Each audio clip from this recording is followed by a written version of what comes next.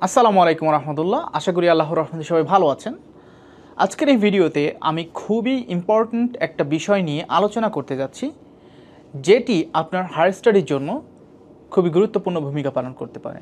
আর সেটি হচ্ছে প্রফেসরকে email send করা। আপনি যে ইউনিভার্সিটিতেই অ্যাডমিশন পেতে চান, ফর এক্সাম্পল আপনি আমেরিকার একটা ইউনিভার্সিটিতে অ্যাডমিশন পেতে চাচ্ছেন উইথ ফান্ডিং, সো আপনাকে কিন্তু যে অ্যাপ্রোচটা প্রথমে বাছাই করতে হবে সেটা হচ্ছে প্রফেসর বেসড ফান্ডিং ম্যানেজমেন্ট। এবং এর জন্য কিন্তু আপনাকে অবশ্যই প্রফেসরকে ইমেল করতে হবে।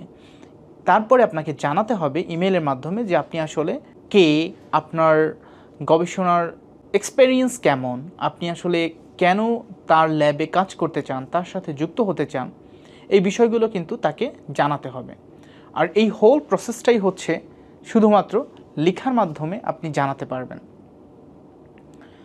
তাই আপনি কিন্তু সরাসরি কোনো ইন্টারভিউতে কথা বলা ছাড়াই শুধুমাত্র টেক্সচুয়াল ফরম্যাটে আপনি ফান্ড ম্যানেজ করতে পারছেন।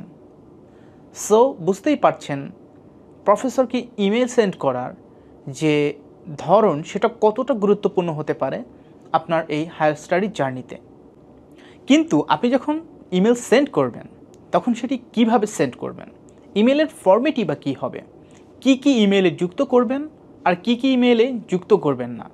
তো আজকের এই ভিডিওতে থাকছে আপনি একটি ইমেল কিভাবে তৈরি করবেন তার স্টেপ বাই স্টেপ গাইডলাইন। একটি সফল ইমেল ফরম্যাটও থাকছে আজকের এই ভিডিওতে, এবং বেশ কিছু ইমেল দেখাবো যেগুলো আমি নিজে সাবমিট করেছি এবং সেগুলো সরাসরি দেখাবো আমার জিমেইল অ্যাড্রেস থেকে। এবং সর্বশেষে থাকছে বিশেষ কিছু টিপস যেগুলো আপনার ইমেল সেন্ড করার যে প্রক্রিয়া বা এই বিষয়টাকে পুরোপুরি সাকসেসফুল করা যায় কিভাবে সেটাকে নিশ্চিত করবে ইনশাআল্লাহ। তো ভিডিওর শুরুর অংশেই আলোচনা করি কেন আপনি প্রফেসরকে ইমেল সেন্ড করবেন। যেটা আমি বলছিলাম, আপনি যদি আমেরিকা, কানাডা, অস্ট্রেলিয়া বা ইউরোপের কোনো একটি ইউনিভার্সিটিতে অ্যাপ্লাই করতে চান এবং ফান্ড পেতে চান, তাহলে কিন্তু অবশ্যই আপনার প্রফেসরকে ইমেল করতে হবে। আপনি সেই ইউনিভার্সিটির যে পোর্টাল, প্রফেসরের যে ডিটেলস থাকে যে ওয়েব পেজে, সেখান থেকে তার ইমেল অ্যাড্রেস সংগ্রহ করার মাধ্যমে আপনি তাকে ইমেল করতে পারেন। এবং ইমেল করার মাধ্যমে আপনি কিন্তু জানতে পারবেন তার বর্তমানে ফান্ডিংয়ের অবস্থা কী, তিনি বর্তমানে কোনো স্টুডেন্ট নিচ্ছে কি না। ফর এক্সাম্পল তিনি RA বা TA হিসেবে স্টুডেন্ট নিচ্ছেন, তখন আপনি যদি তার কাছে অ্যাপ্রোচ করেন এবং তার যে রিসার্চ ইন্টারেস্ট, তার ল্যাবের যে গোল, রিসার্চ গোল, সেটা যদি আপনার সাথে মিলে যায় তাহলে কিন্তু তিনি অনেক আগ্রহ প্রকাশ করতে পারেন আপনাকে নেয়ার জন্য। এছাড়া আপনি যদি কোনো প্রফেসরের সাথে আগেই ইমেইলে যোগাযোগ করেন, আপনি যদি সেন্ট্রালিও অ্যাপ্লাই করে থাকেন, তাহলে কিন্তু তিনি আপনাকে কিছু সাজেশন দিতে পারবে। যেমন আপনি আপনার SOPতে তথা স্টেটমেন্ট অফ পারপাসে সেই প্রফেসরের নাম উল্লেখ করতে পারবেন, তিনি যদি অনুমতি দিয়ে থাকেন। তাছাড়া সর্বোপরি ফুল ফান্ডিং পেতে প্রফেসরের কাছে ইমেল করা একটি গুরুত্বপূর্ণ মাধ্যম। ইমেল লেখার প্রস্তুতি, প্রথমেই আপনার চিন্তা করতে হবে আপনি ইমেল সেন্ড করার আগে নিজেকে কতটুকু প্রস্তুত করতে পেরেছেন। তথা আপনি কোনো প্রফেসরকে যদি ইমেল করেন, অবশ্যই আপনার উচিত হবে ইমেল করার আগে আপনার সেই প্রফেসরের সম্পর্কে বেশ ধারণা রাখা। ফর এক্সাম্পল, আমি যদি ডক্টর জন তার কাছে ইমেল করতে চাই, তার ল্যাবে আমি গবেষক হিসেবে যুক্ত হতে চাই, তাহলে কিন্তু আমি সেই ডক্টর জনের যে গুগল স্কলার বা রিসার্চ গেটের যে প্রোফাইল রয়েছে সেটা কিন্তু ঘেঁটে দেখব। ফর এক্সাম্পল, তার পুরো নাম লিখব এবং তারপরে গুগল স্কলার লিখলেই কিন্তু তার প্রোফাইল চলে আসতে পারে। এরপরে আমি তার ফটো প্লাস ইউনিভার্সিটির যে ইমেল অ্যাড্রেস থাকে সব কিছু কিন্তু মিলিয়ে দেখতে পারবো আসলে আমি যে প্রফেসরকে খুঁজতেছি, যার গুগল স্কলার প্রোফাইল খুঁজতেছি, তিনিই সেই ব্যক্তি। তারপরে তার রিসেন্ট যে কাজগুলো রয়েছে সেগুলো সম্পর্কে আমি ধারণা পেতে পারবো এবং সেই অনুযায়ী কিন্তু তার সাথে আমি আমার যে ইমেইলের যে অ্যাপ্রোচ সেটা তৈরি করতে পারবো। এরপরে যে ধাপ সেটা হচ্ছে আপনার সিভি সুন্দর করে আপনি সাজাবেন, তথা আপনার যে সিভির যে ফরম্যাট সেটা যেন খুবই প্রফেশনাল হয়। আপনার একাডেমিক রেজাল্টস, GPA, আপনার এক্সট্রা কারিকুলার অ্যাক্টিভিটিস, আপনার ব্যাকগ্রাউন্ড, আপনার যদি পাবলিকেশন থেকে থাকে অথবা অন্য কোনো স্কিল থেকে থাকে, সব কিছুই কিন্তু আপনি একটা প্রপার ফরম্যাটে যুক্ত করতে পারবেন আপনার সিভিতে। এরপরে একটা ইমেইলের যে সাবজেক্ট লাইন সেটা বেছে নেবেন, কেননা আপনার ইমেইলের সাবজেক্ট লাইন অনেকাংশেই খুব গুরুত্বপূর্ণ ভূমিকা পালন করে আপনার যে কাঙ্ক্ষিত প্রফেসর তিনি আপনার ইমেইলটি ওপেন করে দেখবেন কি না, নাকি স্কিপ করে যাবেন। তো চলুন একটা ইমেল ফরম্যাট আমরা দেখে নিই। এই স্ট্যান্ডার্ড ইমেল ফরম্যাটটি আপনি ফলো করতে পারেন। দেখতে পাচ্ছেন এখানে সাবজেক্ট দেয়া আছে prospective graduate student fall 2026 research interest in soil carbon sequestration. আপনি যে ডোমেইনে ইন্টারেস্টেড থাকবেন সেটাও কিন্তু আপনি এখানে যুক্ত করে দিবেন। আমি যেহেতু সয়েল নিয়ে কাজ করি তাই আমি এখানে এক্সাম্পল হিসেবে সয়েল কার্বন সিকুয়েস্ট্রেশন লিখেছি। এরপরে আপনি একটা শর্ট ইমেল রেডি করবেন। এখানে আপনি আপনার প্রফেসরের লাস্ট নেম সবসময় ইউজ করবেন, ডিয়ার ডক্টর দেন লাস্ট নেম।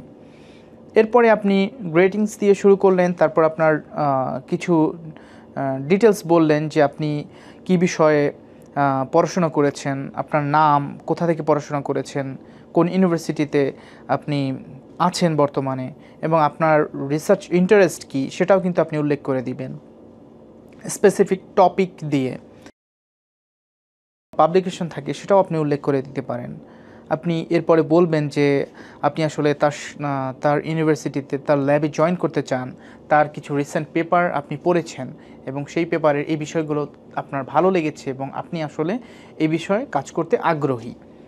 তারপরে আপনি একটা সিভি অ্যাটাচ করতে পারেন, আপনি ট্রান্সক্রিপ্ট অ্যাটাচ করতে পারেন, তিনি যেন রিভিউ করে সেজন্য তাকে রিকোয়েস্ট করতে পারেন, এবং সর্বোপরি আপনি আপনার যে আবেদন সেটা কিন্তু বলতে পারেন যে আপনি আসলে মাস্টার্স বা পিএইচডির জন্য আগ্রহী। এভাবেই কিন্তু আপনি একটা ইমেল সেন্ড করতে পারেন আপনার প্রফেসরকে। দেখতে পাচ্ছেন এই ইমেইলে কিন্তু রয়েছে একটা সংক্ষিপ্ত পরিচয়, রিসার্চ ইন্টারেস্টের একটা মিল যেটি খুবই গুরুত্বপূর্ণ ভূমিকা পালন করে, নির্দিষ্ট আবেদন, বিনয় এবং প্রফেশনালিজম। তো চলুন জেনে নেই আপনি যখন ইমেল সেন্ড করবেন তখন কোন কোন বিষয় আপনার করা উচিত হবে না। প্রথমেই যেটি মনে রাখতে হবে সেটা হচ্ছে straight forward, like I want to do masters in your lab, এই ধরনের কথা বলা যাবে না। একটা স্ট্র্যাটেজিক ওয়েতে আপনার অ্যাপ্রোচটি সম্পাদন করতে হবে। জাস্ট আপনি যদি বলে দেন আমি আপনার ল্যাবে মাস্টার্স করতে চাই, তাহলে কিন্তু বিষয়টা ওরকম সাকসেসফুল নাও হতে পারে, অধিকাংশ ক্ষেত্রেই সেটা না হওয়ার পসিবিলিটি বেশি। স্পেলিং মিস্টেক একটি ভয়ের বিষয়। আপনি যখন ইমেলটি রেডি করবেন বারবার ইমেলটি পড়ে দেখুন স্পেলিং ঠিক আছে কিনা, গ্রামেটিক্যাল এরর আছে কিনা, এগুলো থাকলে সেগুলো সংশোধন করুন, তারপরে ইমেল সাবমিট করুন।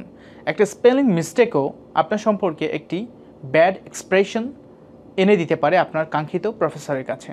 এছাড়া আমরা অনেকেই একই ইমেল একই সময়ে অনেক লোকের কাছে ফরওয়ার্ড করি, অনেক প্রফেসরের কাছে ফরওয়ার্ড করি, এটি কখনোই করা যাবে না।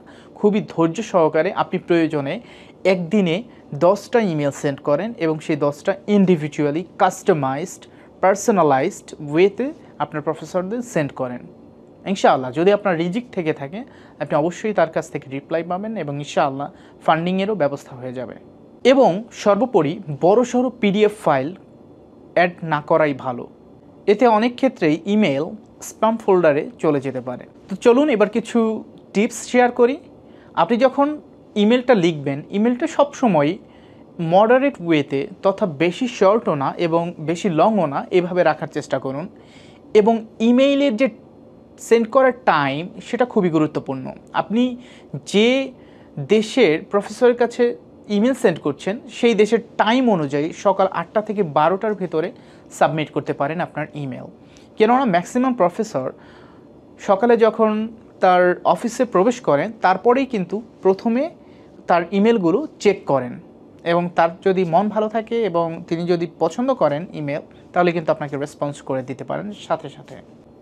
এবং ইমেলের সিগনেচারে অবশ্যই আপনার পুরো নাম, আপনার পড়াশোনার জায়গা, ইউনিভার্সিটির নাম এগুলো উল্লেখ করে দিতে পারেন। এবং সবচাইতে বেশি ভালো হয় যদি আপনার একটি পার্সোনালাইজড ওয়েবসাইট থাকে ফর এক্সাম্পল আমার ওয়েবসাইট naimhasanmunna.com অথবা আমার একটা অর্গানাইজেশনের ওয়েবসাইট r3b.org, এটা কিন্তু আমি সবসময় যুক্ত করে দিতাম আমার ইমেইলে, এবং এর মাধ্যমে কিন্তু ইমেলটা পড়ার পরেও আমার সম্পর্কে আরও ডিটেলস জানতে পারতো আমার ওয়েবসাইটের মাধ্যমে। এবং স্ট্র্যাটেজিক্যালি আমি ওয়েবসাইটেও অনেক কিছুই আপডেট করে রাখতাম আমার সম্পর্কে। আপনি একটি ভিডিও পোর্টফোলিও তৈরি করতে পারেন, একটা ভিডিও তৈরি করতে পারেন ক্যামেরার সামনে, এবং সেটি আপনার ওয়েবসাইটে অ্যাটাচ করে দিতে পারেন, বা আপনি ইউটিউব চ্যানেলে দিতে পারেন, সেটা আপনি এমবেড করে ওয়েবসাইটে দিতে পারেন। বিভিন্নভাবে কিন্তু আপনি কথা বলতে পারেন আপনার প্রফেসরের সাথে ইনডিরেক্টলি। যেমন আপনার যদি একটা ভিডিও পোর্টফোলিও থাকে, তাহলে কিন্তু আপনি কিন্তু ইনডিরেক্টলি প্রফেসরের কাছে একটা ছোট্ট একটা ইন্টারভিউ দিয়ে ফেললেন, তথা আপনার সম্পর্কে আপনি ভিডিওতে আপনার সম্পর্কে বলতে পারলেন, এবং এটার কিন্তু একটা খুবই পজিটিভ ইম্প্যাক্ট আছে। আর অবশ্যই প্রফেসরকে যখন ইমেল করবেন তার আগে তো আপনি স্টাডি করে নেবেন। সো ইমেইলে প্রফেসরের যে রিসার্চ পেপার সেগুলো নিয়ে কিন্তু অবশ্যই কথা বলবেন, এবং আপনার ইন্টারেস্ট যে সেই বিষয়ে আছে সেটাও কিন্তু আপনার কনফার্ম করতে হবে। এখন কিছু ইমেল দেখাচ্ছি যেগুলো হচ্ছে আমি সরাসরি আমার প্রফেসরদের সাবমিট করেছি, যাদের ল্যাবে আমি কাজ করতে ইচ্ছুক ছিলাম। তো দেখে নিন, এই যে ইমেলগুলো দেখতে পাচ্ছেন এগুলোই কিন্তু আমি বিভিন্ন প্রফেসরকে সেন্ড করেছি কাস্টমাইজড ওয়েতে। জাস্ট সেই প্রফেসরের সম্পর্কে জেনেছি ডিটেলস, দেন সেটা কাস্টম করে তারপরে আমি সেন্ড করেছি। তো বন্ধুরা, আজকের ভিডিওতে আমরা শিখলাম কিভাবে আপনি হায়ার স্টাডির জন্য আপনার কাঙ্ক্ষিত প্রফেসরকে ইমেল করবেন, ইমেলের ফরম্যাট কী হবে, কোন কোন বিষয়গুলো আপনার করা উচিত, মনে রাখা উচিত, এবং কোন কোন বিষয়গুলো আপনার এড়িয়ে চলা উচিত। সো দেরি না করে প্রফেসর নিয়ে রিসার্চ করুন, তারপরে প্রফেসরকে ইমেল করা শুরু করুন। শুভকামনা থাকলো আপনাদের জন্য। আল্লাহ তাআলা যদি রিজিকে রেখে থাকেন, ইনশাআল্লাহ আপনারাও হায়ার স্টাডির জন্য দেশের বাহিরে আসতে পারবেন। ধন্যবাদ সবাইকে আজকের ভিডিওটি দেখার জন্য। দেখা হবে পরবর্তী কোনো ভিডিওতে। ভালো থাকবেন সবাই। আসসালামু আলাইকুম ওয়া রাহমাতুল্লাহ।